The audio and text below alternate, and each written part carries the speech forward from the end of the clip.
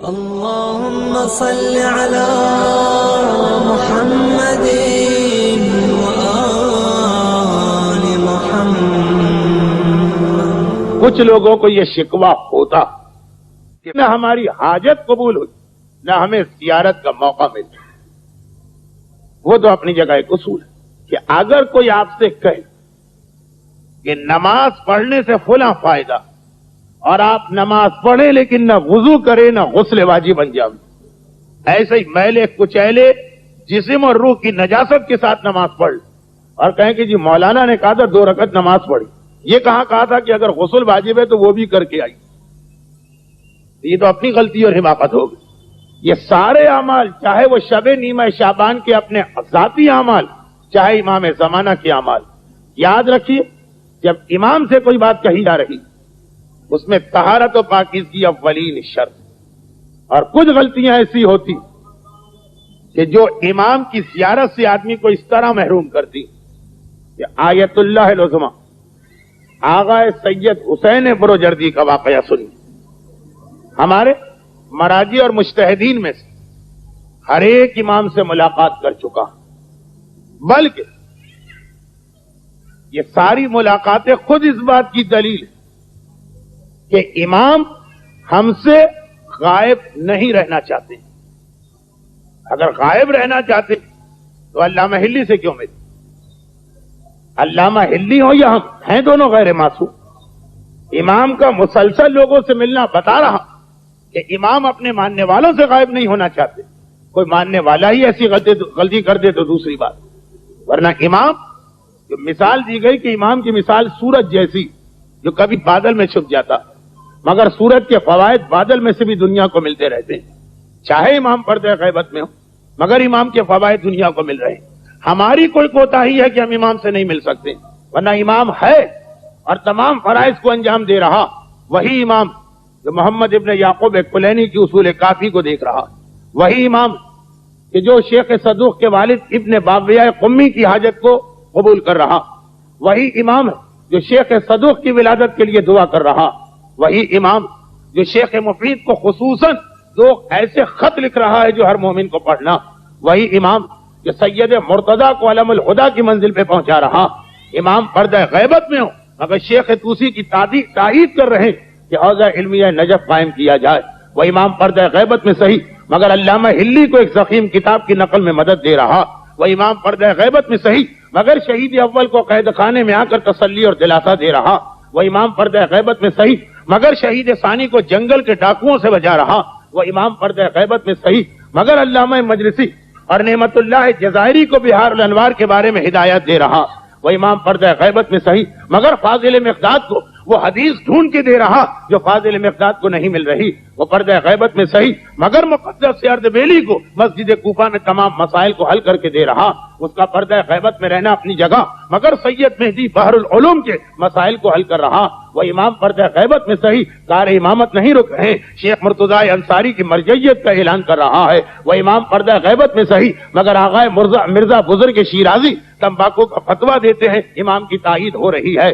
وہ پردہ غیبت میں صحیح آغا ابوالحسن اصفہانی کے ذریعے سے 4000 سیدی صاحبان ایمان بنا رہا ہے، وہ پردہ غیبت میں صحیح مگر آغا بروجردی کے ذریعے اس مرد مومن کی زیارت کا بندوبست کر رہا ہے، وہ پردہ غیبت میں صحیح مگر آغا محسن الحکیم کو اس وقت جہاز بدلنے کا حکم دے رہا ہے جب ہوائی جہاز فضا میں بلند ہو چکا، وہ پردہ غیبت میں صحیح مگر آیت اللہ خوئی کو حوزہ علمیہ نجف بچانے کے لیے حکم دے رہا ہے کہ یہاں سے ہجرت نہ کرنا، وہ پردہ غیبت میں صحیح مگر امام خمینی کو اس رات جب کرفیو لگا کر ایران کے تمام علماء کو گرفتار کرنے کی پالیسی اختیار کی گئی، امام خمینی کو حکم دے رہا کہ آج یہ حکم جاری کرنا ہے کہ کوئی اپنے گھر میں نہ رہے، وہ امام پردہ غیبت میں صحیح مگر مسلسل ہمارے سامنے واقعات آ رہے کہ امامت کے کام انجام دیے جا رہے، مراجع تک امام مسلسل اپنی ہدایات پہنچا رہے، عام پریشان حال مومنین کے واقعات سنیے، وہ پردہ غیبت میں ہے مگر مریضوں کو شفا دے رہا، جا کے دیکھ لیجئے ہرقل کا واقعہ، وہ پردہ غیبت میں صحیح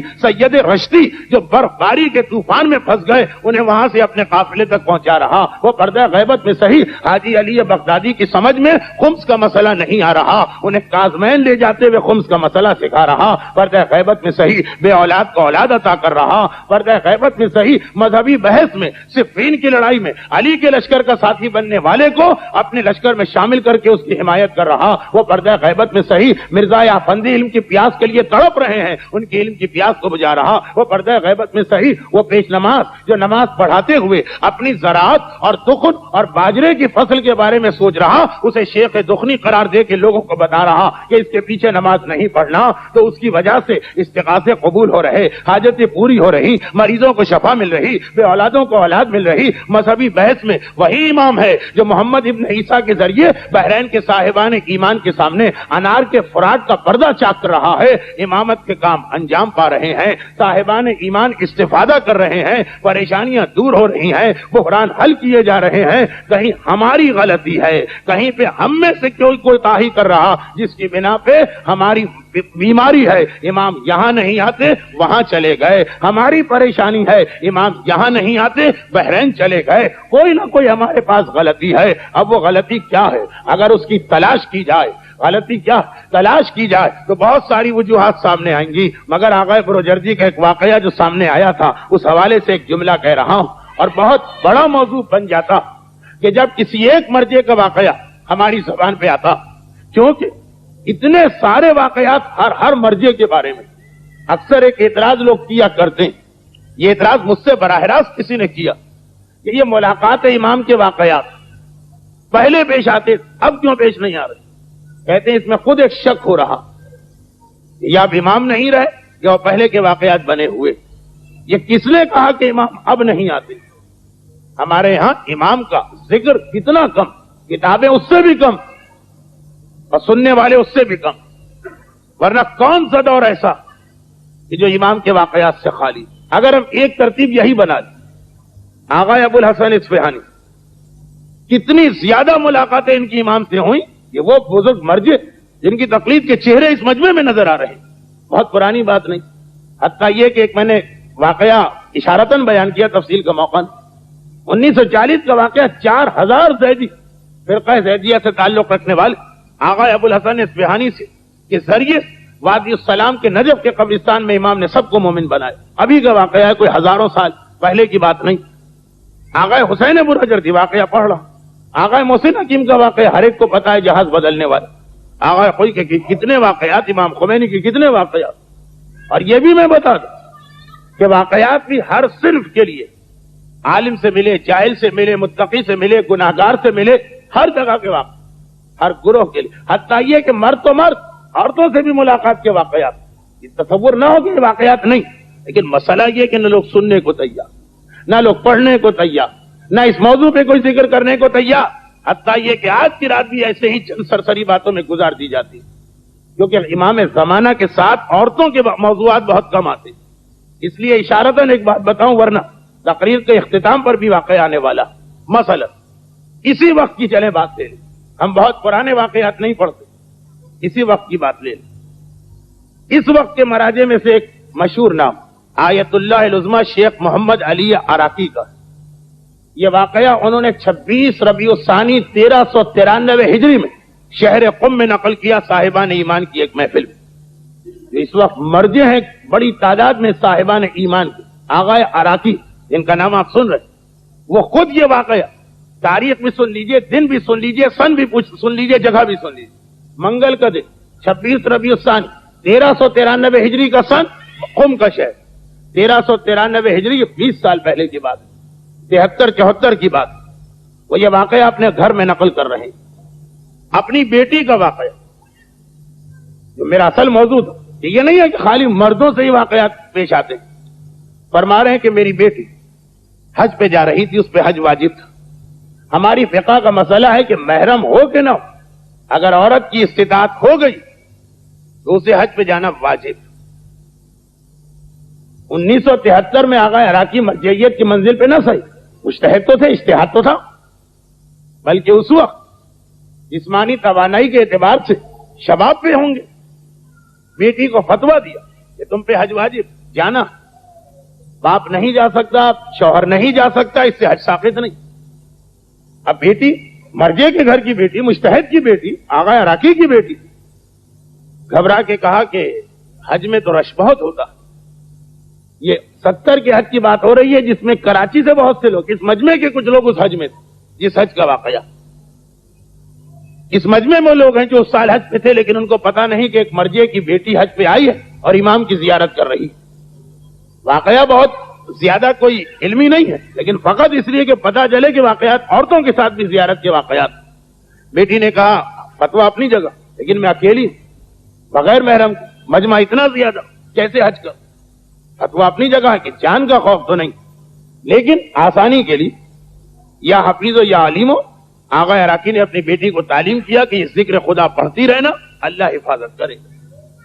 اب وہ بیٹی گئی حج پر، دختر آغا عراقی وہ نقل کرتی اپنے باپ سے، اور ان کے باپ نے یہ واقعہ اس مجمع میں بیان کی کہ میری بیٹی فرماتی ہے کہ میں گئی، میری بیٹی کہتی ہے کہ میں گئی، اور جب وہاں پہنچی تو ذی الحجہ کے مہینے میں پہنچی، عمرہ تمتع بڑی مشکل سے انجام دے لی۔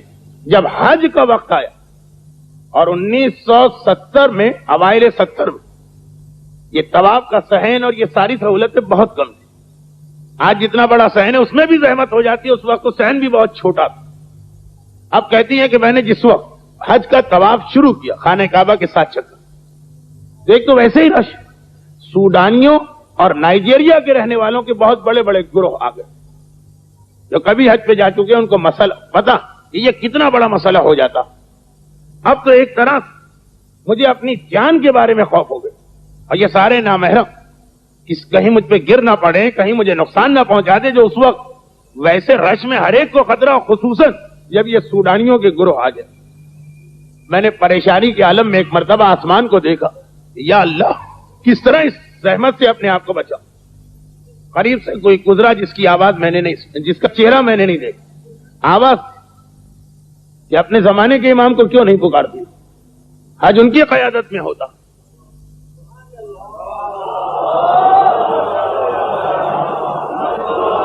وہ کہتی کہ مجمع اتنا ہے کہ واقعاً آدمی کو اپنا جسم نظر نہیں آتا، آواز سن رہی۔ تو میں نے کہا کہ اپنے زمانے کے امام کو پکارتی ہوں میں، مگر وہ کہاں؟ کہا کہ ذرا آگے دیکھ۔ ایک عجیب منظر میرے سامنے آ گیا کہ ایک انتہائی باوقار شخص، چہرہ نظر نہیں آ رہا ہے، وہ آگے جا رہا، لیکن اتفاق ایک چکر میں ہوگا۔ عجیب بات کہ اس کے دائیں بائیں اور پیچھے ایک ایک گز کی جگہ ایسی خالی کہ کوئی آدمی وہاں قدم رکھ ہی نہیں رہا۔ آیت اللہ العظمی آغا عراقی کی دختر کہتی، لیکن کبھی ایک آدھ چکر میں اتفاق ہو بھی جاتا ہے کہ 7 کے 7 چکر میں نے لگائے۔ اور عجیب بات، فرزدق شاعر نے جس عمل کو دیکھ کے قصیدہ پڑھ دیا کہ جب چوتھا امام آیا تھا مجمع چھٹ گیا، یہاں پہ کوئی ایسا عمل نظر نہیں آ رہا، خود بخود جہاں سے یہ شخص جا رہا، دائیں بائیں اور پیچھے مجمع اس جگہ قدم ہی نہیں لگ رہا۔ اتنے آرام اور اطمینان کے ساتھ میں نے پورے 7 چکروں کا طواف کیا حج میں، کہ عام حالات میں جب حرم خالی ہوتا ہے تب بھی اتنا اطمینان نہیں ہوتا۔ میں قریب سے اور ایک مرتبہ فقط ان کی ابا کو چھوا اور اپنے جسم سے مس کیا، اور اس وقت میری آنکھوں سے اس طرح آنسو جاری تھے کہ میں اپنے آقا اور مولا کو سلام کرنا بھی بھول گئی، یہاں تک کہ طواف مکمل ہوا اور امام نظر نہیں آیا۔ لیکن میں نے ایک مرتبہ خود ہی اپنے آپ سے کہا کہ آخر اور بھی بہت سارے صاحبان ایمان ہوں گے، میرے سامنے قافلے کے لوگ وہ گرے پڑے جا رہے۔ میں نے کہا آخر یہ کیوں؟ وہی آواز جو اس سے پہلے 2 مرتبہ سنائی دی، نظر نہیں آ رہا کون کہہ رہا ہے۔ اس نے کہا اس لیے کہ یہ مومن تو ہیں مگر اپنے زمانے کے امام کو پکار نہیں رہے، اور تم نے اپنے امام کو پکار لیا، اس لیے تمہیں فوراً ان کی مدد مل گئی۔ آغا عراقی مرجعیت کی منزل پہ فائز 20 سال پہلے یہ واقعہ سنا رہے، اپنی بیٹی کا واقعہ، چنانچہ یہ واقعہ بہت مشہور ہے کہ آغا عراقی کی دختر سے امام زمانہ کی ملاقات۔ لیکن ایک بات تو اس میں آ گئی کہ مومن ہونا اور تصور بھی ہونا چاہیے امام کا، اور ان کے لیے انسان آواز دے، مگر یہ سب سے اہم مسئلہ بتایا گیا۔ آغا حبیب اللہ حسینی ایران کے ایک بہت ہی مشہور خطیب تھے۔ ایک تو علماء ہوتے ہیں، ایک ذاکرین، خطبہ، بہت ہی مشہور خطبہ میں سے تھے، قم کے رہنے والے تھے، لیکن پھر سکونت تہران میں اختیار کی تھی۔ یہ ان کا واقعہ وہ کہتے ہیں آغا حبیب اللہ حسینی اور ان کے ایک دوست آغا حسن کہ ہم نے یہ سنا تھا کہ مسجد جمگران سے امام کا بہت گہرا تعلق ہے. یہ واقعہ ہے تقریباً آج سے 40 سال پہلے کا، جب مرجعیت عامہ کی منزل پر تاریخ تشیع کی مقدس ترین شخصیتوں میں سے ایک آغا حسین بروجردی رضوان اللہ علیہ فائز تھے. ان کا زمانہ اور مسجد جمگران کی روایت ابھی اتنی واضح ہو کے سامنے نہیں آئی، تو انہوں نے کہا کہ ہم نے اپنے اندازے سے، میرے دوست آغا حسن کو تو کوئی خاص حاجت یہ کہا کہ شب جمعہ سب سے اچھی رات ہے، ہم پورا سال شب جمعہ اس مسجد جمگران میں جو آپ کو آج قم سے قریب اور جہاں شب منگل اور منگل کی رات دونوں رات ایک بڑی مخصوصی ہوتی، ہم لوگ تہران سے جاتے تھے. زمانہ اس وقت کا ہے کہ جب ایران وہ آٹو بان بھی نہیں بنا، بڑی زحمت ہوتی تھی، لیکن بہرحال حاجت بھی ہے اور امام سے ملاقات بھی کرنا. چنانچہ مسلسل ایک سال 45 46 47 جو شب جمعہ آئی، ہم ہر شب جمعہ تہران سے جمگران گئے اور آج جتنا آسان ہو گیا ہے، سڑکیں بن گئی ہیں، ٹرانسپورٹ مل گئی ہے، تو شاید پھر بھی یہ مشکل اور اس زمانے، لیکن یہاں تک یہ پورا سال ہو گیا. اور ہم دونوں کا حوصلہ ٹوٹ گیا کہ نہیں، کوئی شاید ہم ایسی جگہ جا رہے ہیں کہ جہاں امام سے ملاقات نہیں، یا کوئی ہم میں غلطی. خیر، جب پورا سال ہو گیا اس کے بعد جو شب جمعہ سال کے بعد والی، میرا تو کوئی ارادہ نہیں تھا. آغا حسن کا فون آیا کہ چلیں آج بھی ہم کو چلنا. میں نے کہا بھائی 1 سال ہو گیا، کچھ بھی تو ہمیں زیارت کے آثار نظر نہیں آئے. اس طرح باقی دنیا کو زیارت نہیں ہوتی، ہمیں بھی شاید امام اس وقت زیارت سے محروم کرنا چاہتے. اس میں جملہ آغا بروجردی کا آخری واقعہ اس کے بعد آئے گا جس میں خود امام کا جملہ، اور بس یہی آج کی تقریر. کہتے ہیں کہ آخر بہت میرے دوست نے زور دی اور پھر اس نے ایک عجیب جملہ کہا کہ ابھی تھوڑی دیر پہلے میری آنکھ لگی تھی، خواب میں کسی نے کہا کہ آج کی شب جمعہ ضرور جاؤ، جو کچھ اب تک زحمت ہوئی اپنی جگہ، آج کی شب جمعہ نہ چھوڑ. آغا حسینی ایک مشہور خطیبوں میں سے ایک تھے اس زمانے، کہا کہ جب یہ خواب سنایا تو میں نے بھی کہا چلو ہم چلتے اور جا رہے ہیں. آج جو تہران قم کی وہ ہائی وے جو دنیا کی بہترین سڑکوں میں سے ایک ہے، نہیں بنی تھی، جا رہے ہیں، سواری بھی جب مسجد جمگران تک نہیں جاتی، ابھی وہاں پہنچے نہیں ہیں، راستے میں کہ ہمیں اچانک اپنے سامنے ایک آدمی چلتا نظر آیا، کھلا دانے سرخ، کہاں سے نکل گیا، اچانک ایسے لگا کوئی ہمارے آگے چل رہا. یہ کہاں سے آ گیا، اس سے پہلے تو نہیں. اور اس کا لباس بھی ایسا لباس جو اس علاقے کے دیہاتی اور گاؤں والے نہیں پہنتے. تہران اور قم کے بیچ میں گاؤں ہی گاؤں. یہ لوگ ایران کے رہنے والے، مفاتی بار بار پڑھتے. مفاتی میں سید رشتی کا ایک واقعہ، حج کے قافلے میں جانے والا ایک مومن جو راستہ بھول گیا تھا، تو امام نے آ کے، جس وقت امام بیلچے کی مدد سے ایک باغ میں سے برف صاف کر رہے تھے، اس کی مدد کی. امام کے کندھے پہ ویسا ہی بیلچہ دیکھا جو سید رشتی کی روایت میں لکھا ہوا. ایک مرتبہ ہم نے کہا کہ یہ لگ رہا ہے کہ ہمارے امام. عام طور پہ ایسے واقعات میں آدمی کو بعد میں پتا چلتا، اگر ایسے بھی بہت سے واقعات. چنانچہ ہم وہاں گئے اور جا کے ان کو سلام کیا اور کہا کہ ہم آپ کو نہیں جانتے، ہمارا دل گواہی دے رہا کہ آپ ہمارے امام. انہوں نے بھی مسکرا کے کہا کہ جس کو تم 1 سال سے تلاش کر رہے تھے، تمہارے جذبے کو دیکھ کر آج وہ تم سے ملنے آیا. اور اس کے بعد یہ ارشاد فرمانے کے بعد امام نے ہم آغا حسن، جو اصل میں تو حاجت ان کی تھی، امام نے ان سے کہا کہ ہاں اب بتاؤ، دونوں میں سے فقط ان سے کہا اب بتاؤ تمہاری کیا حاجت. کہا مولا اگر ہم صحیح جگہ پہ آئیں تو پھر مجھے ضرورت ہی نہیں ہے کہ میں اپنی حاجت آپ کو بتاؤں. دیکھیے یہ بھی تو مسئلہ ہے کہ ہو سکتا ہے کہ معذاللہ نہ. تو کہا اگر صحیح جگہ امام کے پاس آئیں، امام تو دلوں کے بھید کو بھائی اس نے خدا جانتا، پھر تو ضرورت نہیں. وہ مسکرا کے کہا کہ ہاں تم نے ٹھیک کہا، اور جو تمہارا مسئلہ، یہ مسئلہ جاؤ میرے نائب آغا بروجردی کے پاس قم، تمہارا مسئلہ وہ حل کریں گے. اچھا اس کے ساتھ ان کو ایک پیغام اور دے دیں کہ وہ جو مصر سے آدمی آتا اس پر وہ توجہ دے، اسے نظر انداز نہ کر، اور اس کے علاوہ کچھ اور خصوصی پیغامات بھیجوائے.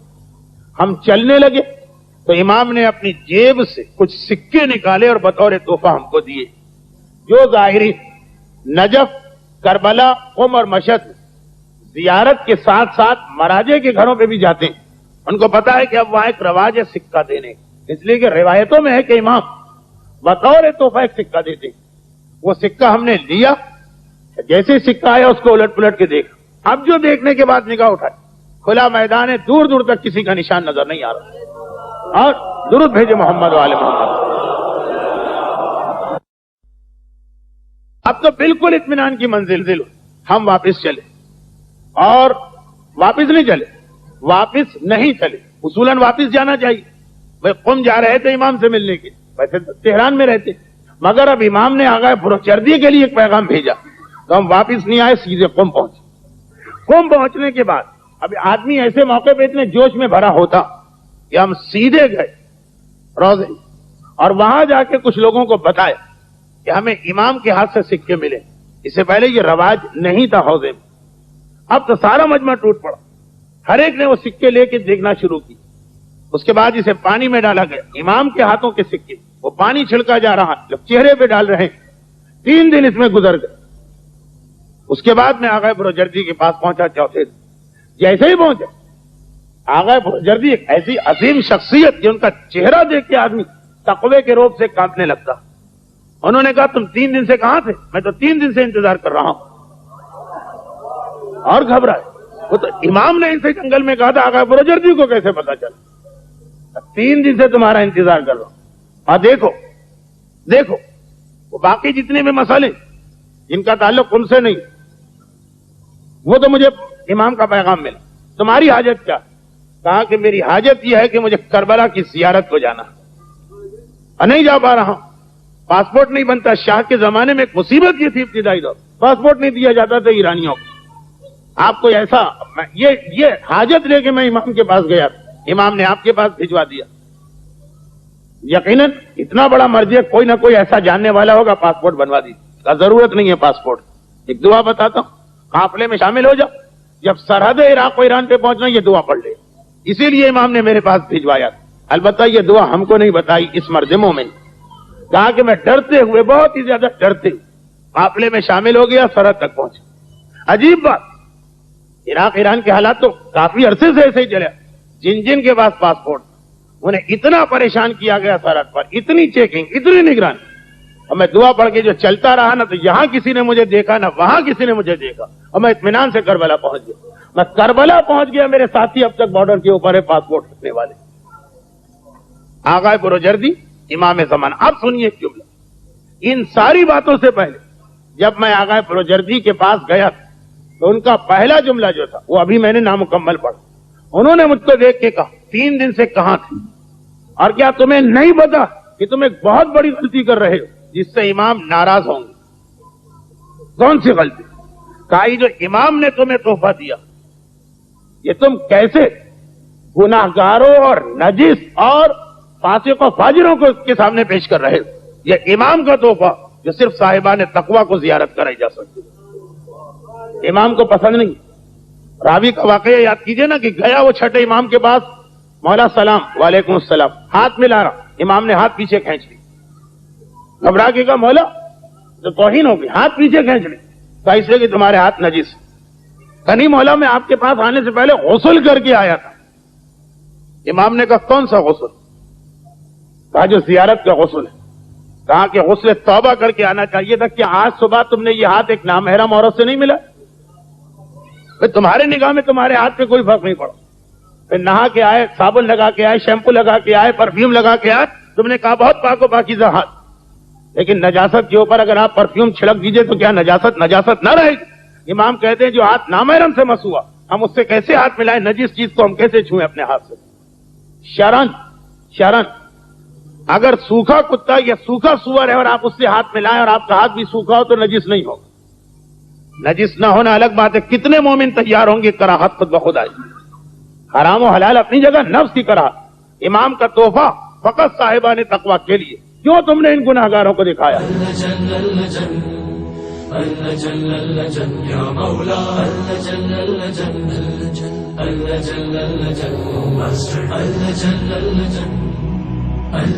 يا صاحب السماء